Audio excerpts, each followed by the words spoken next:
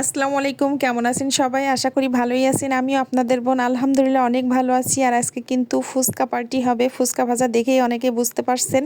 আজকে গামলা ভরে ফুচকা ভাজা হয়েছে, বাচ্চারা সবাই আছে, অনেক আনন্দ করতেছে, সবাই ফুচকা খাবে। তাই আজকে ফুচকার আয়োজন চলতেছে আমার ছোট খালার বাসায়, সেখানে আজকে ফুচকা পার্টি হবে। এই দেখেন গামলা ভরে ফুচকা ভাজা, আজকে সবাই পেট ভরে ফুচকা খাবে, ঠিক আছে? আর ভিডিওটা সম্পূর্ণ দেখতে হবে, ফুচকা আয়োজনে কী কী ছিল, কিভাবে কি করছে।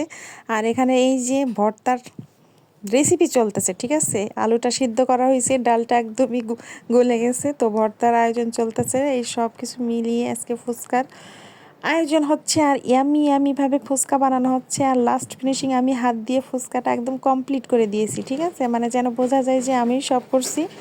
আসলে না, আমার মামাতো বোন ভর্তা বানাইতেছে, সবাই মিলে চিলেই করা হয়েছে। আর অনেক মজা ছিল কিন্তু ফুচকাটা।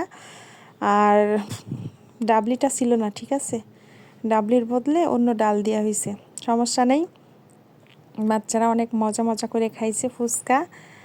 আর কিছু কিছু মেডিসিনের একটু অভাব ছিল ভিতরে, সেটাও কোনো ফ্যাক্ট না, বাসায় খাইলে এমনই হয়, সব কিছু পরিপূর্ণ পাবেন না। তারপরে সবাই মিলে খাইলে কিন্তু অনেক মজাই হয়। বাসায় বানানো জিনিসের সবসময় একটু অন্যরকম টেস্ট থাকে, দোকানেরটার মতন একদম হুবহু হবে না, কিন্তু বাসারটা কিন্তু স্বাস্থ্যসম্মতভাবে বানানো হয়, দোকানেরটার থেকে অনেক বেটার হয়, ঠিক আছে? তো তেমনই।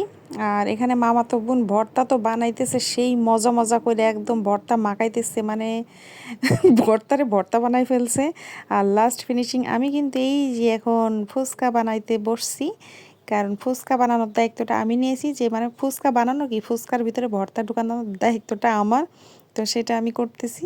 তারপর সবাইকে দিব, একসাথে মিলে খাবো আর মজা করব। তার ফাঁকে কিন্তু বাচ্চারা একটু নাচানাচিও করে নিয়েছে, সেটাও একটু ভিডিও করে নিয়েছি, আপনাদের সাথে দেখাবো। মানে ফুচকা পার্টি। আর এই যে আমার খালার বাসায় না, বাচ্চা কাচ্চা সব আসলে খালার বাসায় থাকে, তাদের বাসায় মানে সব সময় থাকা হয়।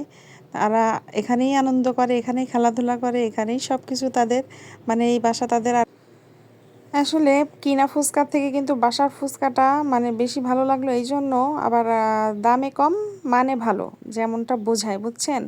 মানে কিনে খাইতে গেলে কিন্তু অনেক টাকা লাগে এক প্লেট ফুচকা, আর বাসায় কিন্তু আপনি অল্প টাকার ভিতরে ফুচকা খেতে পারবেন, আবার তাও আবার স্বাস্থ্যসম্মতভাবে। কি নাচ চলতেছে দেখতে পেয়েছেন? মানে বিনোদনও আছে সাথে সাথে, ফুচকা খাওয়ার সাথে বিনোদন ফ্রি। আর এই যে আমাদের ফুচকার প্লেট রেডি, মানে এখানে 3 প্লেট ফুচকা আছে, 3 প্লেটের মানুষ কিন্তু আছে 9 জন, বুঝতে পারছেন? ভাগে তাহলে কয়টা করে পাবেন? দেখা গেছে এক গামলা ফুচকা, অথচ ভাগে পড়লো কয়টা করে? এমনই ফুচকা বানাইতে সময় লাগলো 1 ঘন্টা, কিন্তু খাইতে 2 মিনিটও লাগে নাই। আর এই যে বড় একটা ফুচকা মুখের ভিতরে দিয়েছি, আহা সেই স্বাদ, জম্মের মজা।